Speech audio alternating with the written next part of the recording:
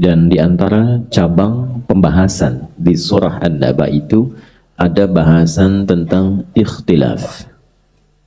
Amma yatasa'alun 'anil naba'il 'azim alladzi hum fihi mukhtalifun. Mukhtalifun itu dari kata ikhtalafa, yakhtalifu ikhtilafan, fahuwa mukhtalif. Jamaknya mukhtalifun. Nah, itu ilmu yang menunjukkan derivasi perubahan kata.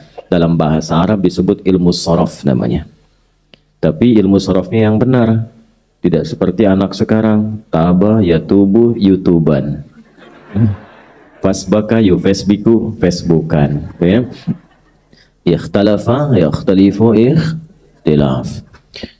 Di dalam surah itu, seperti pernah kita pelajari, Allah Subhanahu wa Ta'ala mengajarkan kepada kita tentang keniscayaan perbedaan-perbedaan, perbedaan pandangan, beda pendapat, dan menuntun kita bagaimana cara menyikapi setiap perbedaan itu. Dan di alam pun ditampakkan perbedaan. Tadi malam gelap kan, sekarang sudah terang, kelihatan wajah antum yang sesungguhnya. Ya, inna fi khalqis samawati wal ardi wa ikhtilafil laili wan nahar la ayatin li ulil albab. Itu ada di surah Ali Imran ayat 190. Nah, kalimat ikhtilaf pertama itu di Al-Baqarah di ayat 164. Inna fi khalqis samawati wal ardi wa ikhtilafi wan laili wan nahar wal fulki allati tajri fil bahr, dan seterusnya ayat. Jadi di alam pun ada ikhtilaf, ya. Di tubuh kita pun ada ikhtilaf. Jadi urutannya setelah alam ke tubuh kita. Allah mencipta dulu tempatnya, baru kita yang menghuninya. Jadi diselesaikan dulu semua di bumi ini, baru diciptakan Adam alaihissalam untuk persiapan membawa misi memakmurkannya. Walladzi khalaqalakum ma fil ardi jami'a thumma istawa ila as-samaa fasawwahunna sab'a samawat wa huwa bikulli syai'in alim. Surah apa? Al-Baqarah ayat berapa? 29, posisi kanan paling bawah. Itu pertama. Nah, setelah penciptaan langit dan bumi, baru kita. Awal mula diciptakan itu statement pertama Qur'annya adalah perbedaan warna kulit dan lisan. Quran surah ke-30 Ar-Rum di ayat ke-22. Wa min ayatihi khalqus samawati wal ard wa ikhtilafu alwanikum wa alsinatikum. Dan di antara tanda-tanda yang menjadikan kita mesti kenal Allah, ayat itu disebutkan setidaknya 64 kali dalam Al-Quran. Gabungan bentuk tunggal dan jamak. Tidak disebutkan ayat dalam Al-Quran kecuali menunjuk pada tanda yang harus mampu mendekatkan kita dengan Allah. Contoh, semua isi Al-Quran itu disebut ayat. Alhamdulillah. Al-Fatihah 7 ayat. Al-Baqarah 286 ayat. Ali Imran 200 ayat. Kenapa disebut ayat? Karena setiap kali kita berinteraksi dengan Al-Quran, kita menjadi semakin lebih dekat dengan Allah. Beda. Itu yang dimaksud Quran surah ke-8 Al-Anfal di ayat yang kedua. Wa idza tuliyat 'alaihim ayatuhu zadathum imana. Belum selesai, teruskan. Wa 'ala rabbihim yatawakkalun. Ciri insan beriman itu jika dibacakan ayat-ayat Allah, semakin bertambah kekuatan imannya, semakin kenal dan dekat dia dengan Allah. Itulah ayat. Alam ini dicipta oleh Allah disebut ayat. Ya, tanda yang mengharuskan kita kenal Allah. Karena itu nanti orang yang sudah paham esensi, yang di pertemuan lalu saya ilustrasikan dengan kelapa itu, ya, ada yang baru lihat kulitnya, ada yang baru bagian dalam batakoknya, ya. Ada yang kemudian baru serabut, tapi ada yang sudah paham keisinya. Oh, ini kelapa bagus nih, ya. Ini kelapanya dagingnya kayaknya enak, baru pegang sudah paham isinya, baru lihat sudah tahu. Nah, itu disebut dengan orang yang paham esensi. Esensi sesuatu dalam bahasa Arab disebut lubusyai. Jamaknya disebut albab. Orang yang paham esensi disebut ulul albab. Nah, ulul albab ini beda dengan manusia biasa. Manusia biasa lihat alam, muncul kekaguman, tapi belum tentu ingat Allah. Wah, indah sekali langit ini ya. Wah, ini bintangnya sedang membentuk rasi. Wah, rasinya apa nih? 1, 2, 3 diukur. Wah, ada penemuan baru. Rasi Nobita misalnya kan ya. Dilihat gitu kan. Misal. Jadi begitu saja. Ulul albab tidak. Begitu dia melihat siapa yang menciptakan keindahan langit ini. Langit tanpa tiang, indah begitu rupa. Subhanaka ma khalaqta hadza batila. Alladzina yadhkuruna Allah qiyaman wa qu'udan wa 'ala junubihim wa yatafakkaruna fi khalqis samawati wal rabbana ma khalaqta hadza subhanaka faqina. Nah, siapa yang bisa begitu itu? Kembali ke ayat sebelumnya. Inna fi khalqis samawati wal ardi wa ikhtilafil laili wan nahari la ayatin liulil. Itu poinnya. Jadi nanti kalau sudah tingkat tertinggi kita merasa kenal Allah itu, semua yang dilihat itu anugerah Allah. Kalau sudah begitu tenang hidup. Melihat anak, titipan Allah bukan karena anaknya. Karena merasa titipan Allah, sehingga berinteraksi dengan anak pun akan berbeda rasanya. Bukan hanya sekedar sayang. Tapi bagaimana menjaga ketika dihisab. Anak ini baik ketika kembali kepada Allah. Lihat pasangan.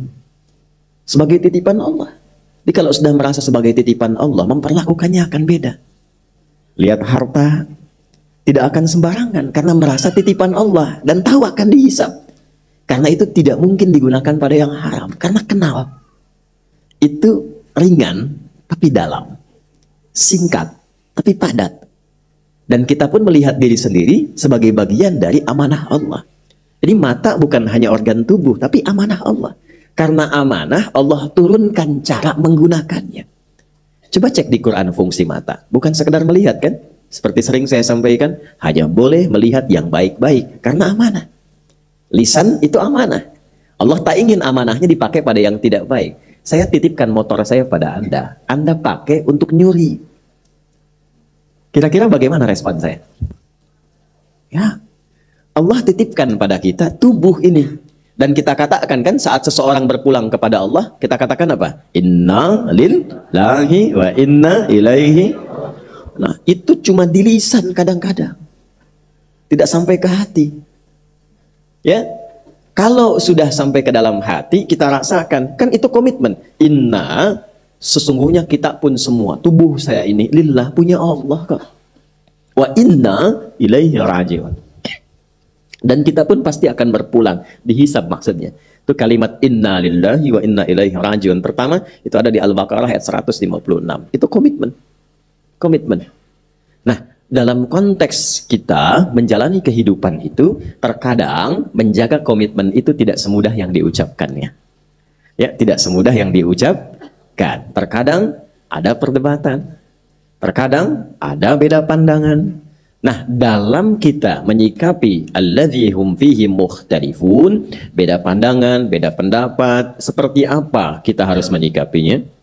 Bagaimana Al-Quran dan Sunnah menuntun kita, maka kita akan mengambil subtema dari bahasan An-Naba, cabangnya adalah pembahasan tentang fikih ikhtilaf. Mungkin ini akan agak panjang, tapi kalau kita bersabar, bahasannya menjadi penting untuk kita semua.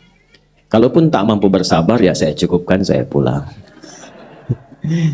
Baik, ini pengantarnya. Sekarang mari kita mulai bahasan kita, dan saya harap kita bisa fokus karena ini penting. Ya, jadi handphone, kamera ditaruh dulu ya. Nanti setelah itu baru kemudian saya sudah selesai, sudah pulang, silahkan rekam lagi ya. Supaya fokus betul. Dicatat dulu referensinya. Yuk kita mulai. Bismillahirrahmanirrahim. 1.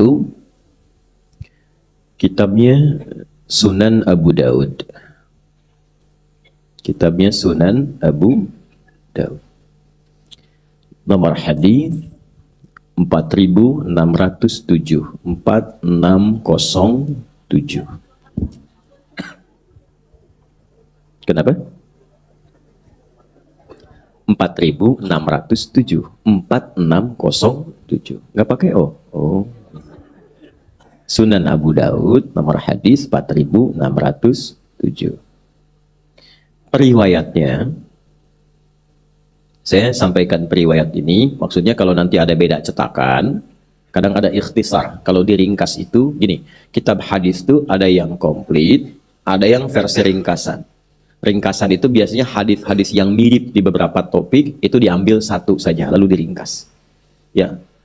Paham ya? Nah, maka disebutkan riwayatnya untuk memudahkan. Ada dua orang periwayatnya. Satu, Abdurrahman bin Amr As-Sulami. Abdurrahman bin Amr As-Sulami. Yang kedua, Hujur bin Hujur. Hujur bin Hujur. Sudah? Keduanya menerima dari sahabat mulia. Nah, ini sosok yang menerima dari Nabi. Namanya Al-Irbad bin Sariyah. Al-Irbad bin Sariyah. Ya? Ini dasar pokok pembahasan kita dari sini dulu. Sunan Abu Daud nomor hadis 4607. Riwayatnya, informasi ini sampai langsung kepada kita dari Imam Abu Daud melalui dua sosok Abdurrahman bin Amr As-Sulami dan Hujur bin Hujur, diterima dari sahabat mulia Al-Irbad bin Sariyah. Sudah? Baik, yuk kita mulai. Bismillahirrahmanirrahim. Imam Abu Daud menyampaikan dalam kitabnya bersanad kepada Abdurrahman bin Amr As-Sulami dan Hujur bin Hujur, keduanya menyampaikan, Ataina Al-Irbad bin Sariyah radhiyallahu ta'ala anhu.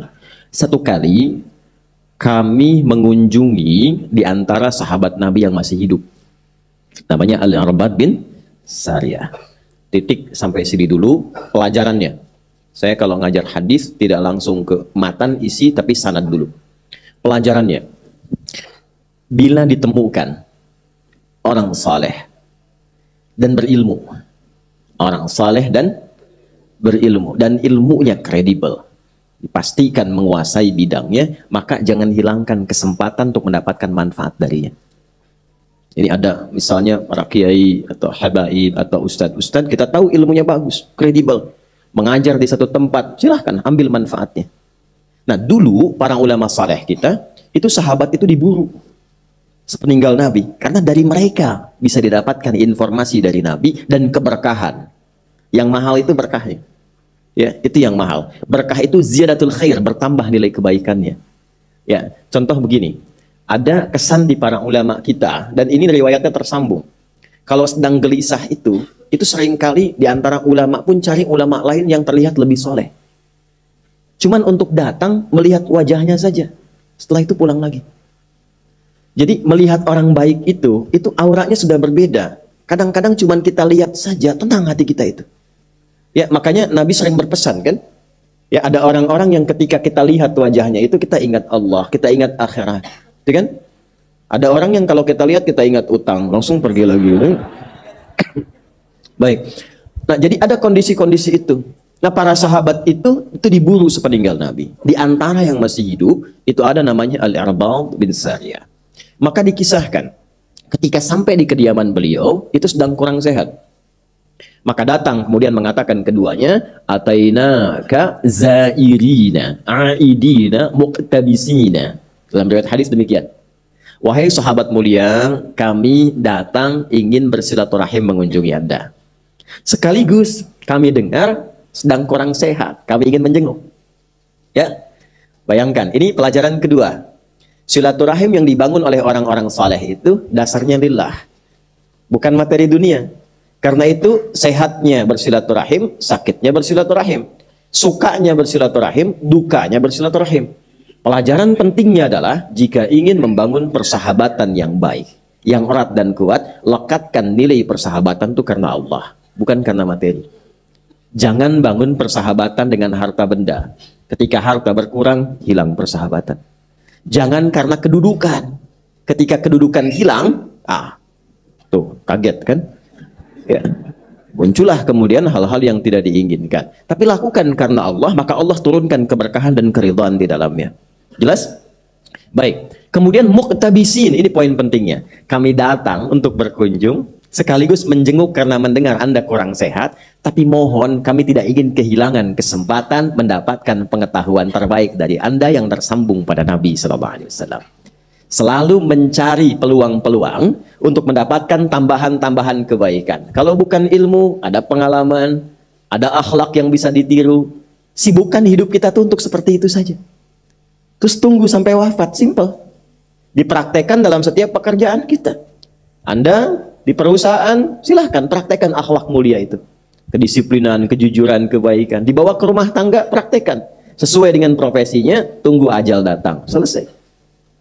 Baik, lantas apa jawaban sahabat Al-Irbad? Ini dasar kita. Faqala radhiyallahu ta'ala anhu, kemudian beliau merespon. Tolong di-highlight kalimatnya, jazakallahu khair. Shalla bina Rasulullah sallallahu alaihi wasallam. Satu kali kami berjamaah bersama Rasulullah sallallahu alaihi wasallam, beliau mengimami kami. Thumma aqbala alaina. Setelah selesai salat itu, beliau menghadap ke arah kami.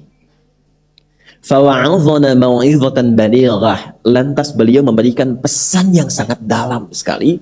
Sebagian komentar dari beberapa sahabat, seakan kami merasa pesan ini pesan perpisahan dari Nabi sallallahu alaihi wasallam. Jadi ini diantara hadis yang disampaikan Rasulullah menjelang wafatnya. Dan ini diantara pesan terkuat. Ya, karena itu kalimat nabinya nanti saya ingin berikan wasiat. Nih, saya kasih gambaran gini ya, ilustrasinya. Saya tanya antum ya, kalau ibu sakit ya dengan ibu sehat, ibu saat sehat kasih nasihat, didengar tidak? Oh, kenapa jawabnya pelan? Ibu sedang sehat kasih nasihat, didengar tidak? Oh, terjadi perbedaan pendapat. Nah, nanti jangan lupa tahajud ya. Iya mah kemarin juga tahajud. Tenang aja. Yang kedua, ibu sudah pakai infus, tabungnya 2. Napas sudah sesak. Anda jenguk ke rumah sakit, ibu bilang, nanti tahajud ya nak. Ya, ingat sama mama ya. Gitu respon Anda bagaimana? Iya mak, insya Allah. Ya kan? Lebih kencang lagi. Nah, pesan yang diberikan oleh orang menjelang wafatnya, kenapa disebut dengan wasiat? Ya, asalnya wasiat itu bukan pesan orang akan meninggal, bukan. Asalnya wasiat itu pesan yang kuat yang harus didengar dan dilaksanakan dengan sungguh-sungguh. Karena itu di Quran pun banyak Allah berwasiat. Wa wassaynal insana, kami wasiatkan. Allah tidak meninggal. Wa huwa hayyun la yamut. Ya kan? Nah, jadi asalnya pesan yang kuat. Kenapa dilekatkan pada orang yang akan meninggal? Karena setiap orang yang sudah di ujung hidupnya itu pesannya lebih cepat didengar dan kuat dibandingkan saat dia masih sehat. Jelas? Nah, balikan lagi, Nabi mau meninggal kasih pesan. Orang tua kita yang bukan Nabi saja kasih pesan kita dengar, apalagi Nabi yang sayangnya luar biasa, melebihi sayang ayah dan ibu kita. Rasulullah. Karena itu ketika menyampaikan pesan penting ini, sikap semua sahabat itu sudah dengar, khusyuk dan baik. Dan optimal untuk melaksanakannya. Apa kalimat Nabi? Usikum bitaqwallah. Wassam'i watta'ati wa in 'abdan habasyiyah. Sebelum saya wafat ini, kata Nabi, saya ingin berpesan yang kuat. Jagalah ketakwaan kalian di hadapan Allah. Jaga takwa kalian. Takwa itu gambaran konektivitas kita dengan Allah. Disebutkan sebanyak 240 kali dalam Al-Quran. Nanti wujudnya banyak. Ada sholat. Kan sholat pertama di Quran dibuka dengan kalimat takwa. Dzalikal kitabu la raiba fihi hudal lil alladzina yu'minuna bil ghaibi wa yuqimunas. Ini kalau pesannya mau simpel, nggak usah terlalu banyak disebutkan. Sebutkan satu kalimat, maksudnya apa? Jaga hubungan kalian dengan Allah, jaga sholatnya. Jangan sampai nanti saya meninggal, kalian umatku nggak sholat. Ya. Dan itu pesan dasar para nabi. Nabi Yakub itu saat akan meninggal, pesan pertamanya itu konektivitas dengan Allah. Dikumpulkan semua anaknya. Bukan bagi-bagi persiapan warisan. Ya, yang disiapkan itu adalah kerukunannya dulu. Materi gampang, kalau anak rukun, harta gampang dibagi. Kalau nggak rukun, perpecahan mungkin terjadi. Yang paling penting itu kenal Allah dulu, karena sifat rukun itu dasar utamanya kenal Allah. Quran surah kedua ayat 133. Am kuntum syuhada'a idh hadara Ya'qub al-maut? Anda pernah nggak dengar kisah ketika Nabi Yakub itu di penghujung mautnya? Idh qala li banihi ma ta'buduna min ba'di. Apa yang beliau kerjakan? Beliau undang, ajak anak-anaknya dikumpulkan untuk memastikan setelah wafat kenal Allah apa enggak nih. Ma ta'buduna min ba'di. Anak-anakku, sekiranya papa meninggalkan kalian, kembali kepada Allah, kalian masih kenal Allah enggak? Papa pengen pulangnya tenang. Apa jawab mereka? Qalu na'budu ilahaka wa ilaha abaika Ibrahim wa Ismail wa Ishaq ilaha wahidah. Pak, jangan khawatir. Tidak ada yang melebihi kepatuhan kami mendengar nasihat Papa kecuali pengabdian kami kepada Allah. Kami ikrarkan, Papa mau pulang sekarang atau besok atau kami duluan, insya Allah kami akan jaga tetap kenal dengan Allah. Tenang. Anak yang dikandung, diberikan ASI, disayang-sayang dan sebagainya, di penghujung usianya dia mengatakan, tenang mah, saya akan jaga sholat. Tenang Pak, saya akan baca setiap ayat-ayat Quran di penghujung kehidupan ini supaya mendapatkan nilai yang lebih baik. Tenang. Itu poinnya. Maka Nabi mengatakan, itu untuk semua, untuk kita, umatku. Dalam era beliau, sahabat-sahabatnya di hadapannya. Tapi informasi ini mahal, ditujukan dan dihimpun oleh para ulama hadis sehingga sampai ke kita untuk memberikan pesan. Ini bukan pesan Nabi kepada sahabat di zamannya saja, bukan. Termasuk kita saat ini. Usikum bitaqwallah. Jaga takwa kalian dengan Allah. Nanti saya berikan rahasianya. Kenapa takwa itu yang paling penting. Ya. Coba lihat lagi. Saat kita puasa, kan itu juga nggak lepas dari takwa. Ayat puasa Al-Baqarah 183. Ya ayyuhalladzina amanu kutiba alaikumus kama kutiba 'alal ladzina min la'allakum taqwa. Haji, umrah enggak lepas dari takwa. Al-Baqarah ayat 197, ya. Al-hajju asyhurum ma'lumat faman farada fihinnal hajja fala rafatha wala fusuqa wala jidala fil hajj wa ma taf'alu min khairin ya'lamuhu Allah wa tazawwadu fa inna khairaz zadi taqwa. Kurban kemarin takwa juga. La yanalallaha luhumuha wala dima'uha walakin yanaluhu taqwa. Takwa semuanya. Jadi ketika Nabi mengatakan, aku mau wafat, aku ingin pastikan jaga betul hubungan kalian dengan Allah. Apa sifatnya? Jaga sholat ya, puasa ya. Kalau sudah punya kemampuan, kurban ya. Kalau sudah cukup bekal, haji umrah ya. Supaya apa? Wa may yattaqillaha yaj'al lahu makhraja. Kalau kalian punya masalah karena dekat dengan Allah, punya Allah, Allah tuntaskan semua persoalannya. Jadi dengan takwa itu nanti tingkat terdalamnya kita merasa punya Allah dalam diri kita. Kalau sudah merasa punya Allah, hidup ringan demi Allah ya akhi. Ringan sekali. Karena merasa punya Allah. Kita nggak sedih saat ada persoalan. Karena punya Allah yang pasti memberikan ketentraman. Kita nggak akan sedih saat belum diterima pekerjaan. Karena kita merasa punya Allah yang sudah mengatur yang terbaik untuk kita. Itulah takwa. Ya, wattaqullaha la'allakum tuflihun. Tingkatkan takwamu kepada Allah supaya engkau lebih bahagia. Wattaqullaha wa yu'allimukumullah. Tingkatkan takwamu kepada Allah supaya terus bertambah pengetahuanmu. Kuncinya itu. Sebelum Nabi wafat, kalimat takwa itu yang pertama diwasiatkan. Itulah rahasianya. Kenapa setiap pekan khatib Jumat memberikan pesan takwa. Itu. Kemudian wasam'i wa ta'ati. Kalau sudah jelas, sudah paham, dengar patuh. Maka kita sebutkan sami'na wa ata'. Bukan sami'na wa nanyaina. Kami dengar, kami konfirmasi. Ya, kalau udah paham, lakukan. Subuh 2 rakaat, sudah 2 rakaat saja, nggak usah banyak dibahas. Wah, berdiskusi mencari dalil kenapa subuh 2 rakaat. Udah 2 tuh udah 2 aja, semakin dicari, semakin nggak sholat nantinya. Paham? Ya. Kemudian jaga hubungan baik dengan yang mimpin kalian siapapun. Doakan mereka, mereka mendoakan kalian dan saling menyarankan pada kebaikan. Walaupun mungkin tidak ideal seperti yang kalian rasakan. Nanti ditafsir di hadis Muslim nomor hadis 1855 dari seorang sahabat bernama Auf bin Malik al-Ashja'i. Ya, tusalluna alaihim wa yusalluna alaikum. Nah, apa hubungan dengan bahasan kita? Perhatikan redaksi berikutnya. Man ya'ish minkum ba'di. Siapapun yang hidup di antara kalian setelah saya wafat. Itu batuk. Siapapun yang hidup di antara kalian setelah saya wafat. Man itu menunjuk laki-laki, perempuan, dengan semua gender, dengan semua tingkatan lintas sosial. Semua, siapapun. Fasayara fihi ikhtilafan katsira. Siapapun yang hidup setelah saya wafat nanti, dia akan mendapati banyak sekali perbedaan-perbedaan. Beda pandangan, beda pendapat yang mungkin mengarah pada perselisihan. Ya. Kemudian apa kata Nabi? Fa'alaikum bisunnati wa sunnatil khulafa'ir rasyidin al-mahdiyyin min ba'di.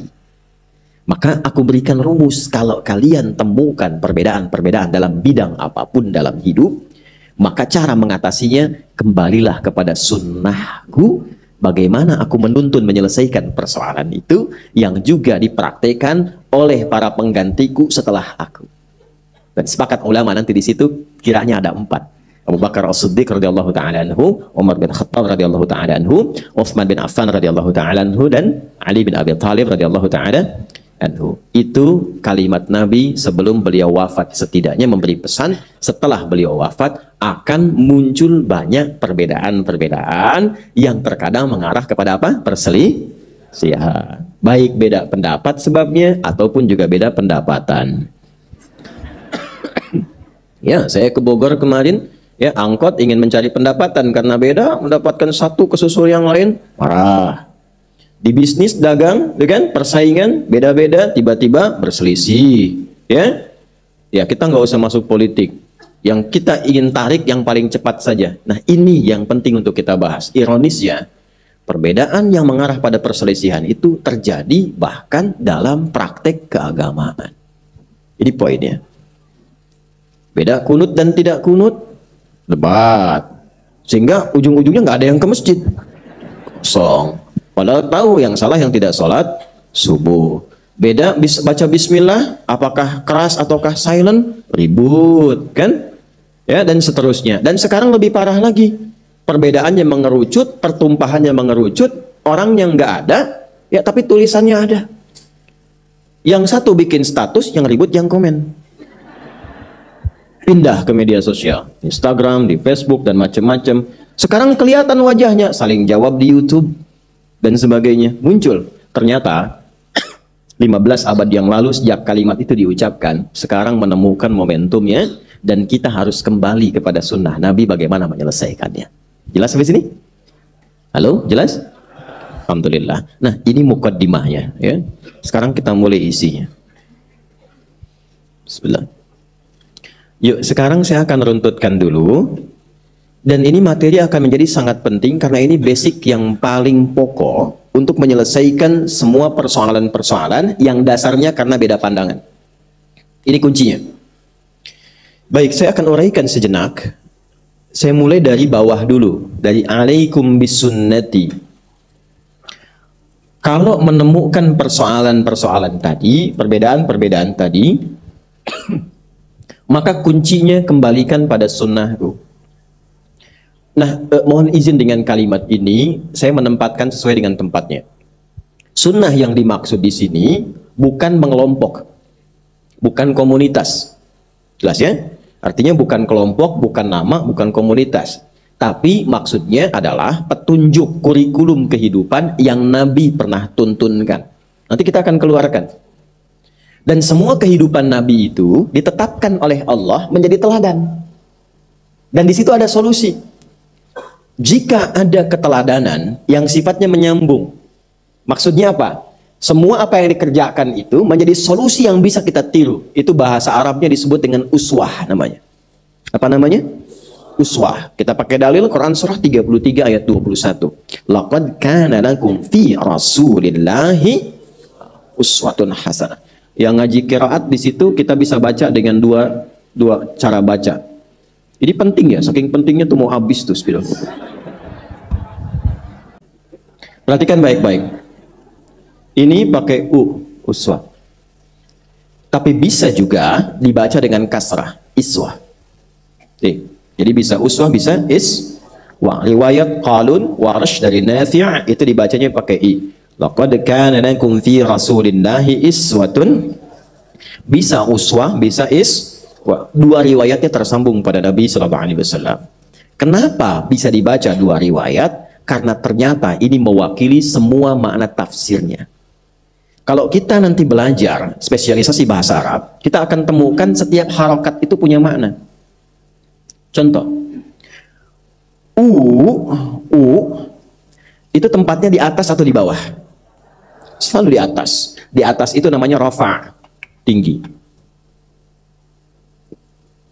Dan ini disebutnya dengan dhammah. Gini. Kasrah, di atas atau di bawah? Oh. Di mana naruh sepatunya? Di bawah. Di bawah. Khafad, rendah. Harakatnya disebut dengan kasrah. Baik, perhatikan, ini yang mahal ilmunya. Apa itu kasrah? Kasrah itu asalnya sesuatu yang pecah jadi kecil. Kecil, rendah. Kasrah zujaj, kaca pecah sehingga menjadi butiran-butiran kecil. Jatuh, rendah. Baik, dhammah dari kata indhamma, sesuatu yang terkumpul banyak. Sehingga suara pun menjadi kalau kor banyak. Jelas? Baik, perhatikan baik-baik. Jika kita ingin menunjuk kepada sesuatu yang kecil, yang lembut, yang halus, itu biasanya dalam bahasa Arab gunakan harakat kasrah, i. Kenapa perempuan itu lebih banyak menggunakan harakat kasrah dibandingkan laki-laki a, fathah?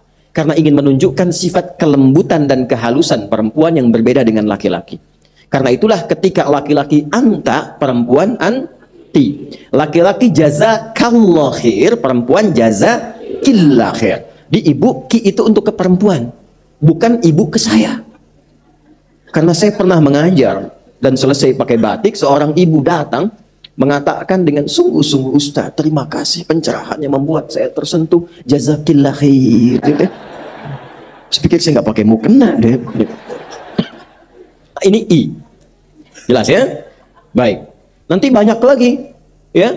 Kalau kita mendengar nanti i itu menunjukkan satu makna halus atau lembut. Ya, antum i'tikaf di sini. Jam 3 mau wudhu, ada suara dekat pohon tuh. Ya. Gak usah lari, datang kasroh ya. Gitu. Wah, ya balik lagi. Kan dia juga bingung. Wah. Waduh, jatuh kehormatan saya katanya. Nah, balik sini. Ini sesuatu yang kecil, rendah. Ini tinggi, banyak. Kenapa Rasulullah SAW keteladanannya bisa menggunakan i dan u untuk memberi kesan? Jangankan yang tinggi-tinggi, sedekahnya, sholatnya sampai kakinya bengkak, bagaimana perhatiannya, yang rendah-rendah pun, yang kecil-kecil bisa ditiru, jalannya, senyumnya, semua solusi. Jadi Allah dengan satu lafaz ini ingin memberikan petunjuk kepada kita bahwa semua yang melekat pada Rasulullah itu adalah solusi kehidupan kita. Aku telah tetapkan pada perjalanan hidup Rasulullah SAW, seorang Muhammad SAW, semuanya bisa ditiru dan bukan sekedar ditiru, tapi saat kita meniru jadi solusi untuk kehidupan kita. Nah, saat apa yang Allah ajarkan pada Rasulullah dari 6.236 ayat Al-Quran itu dan bimbingan hadis itu, maka saat dipraktekkan oleh Nabi menjadi kurikulum dan jalan hidup yang kita tiru, itu disebut dengan sunnah namanya. Kalau diucapkan melekat pada Nabi, tindakannya, perilakunya diucapkan Nabi, itu hadis namanya.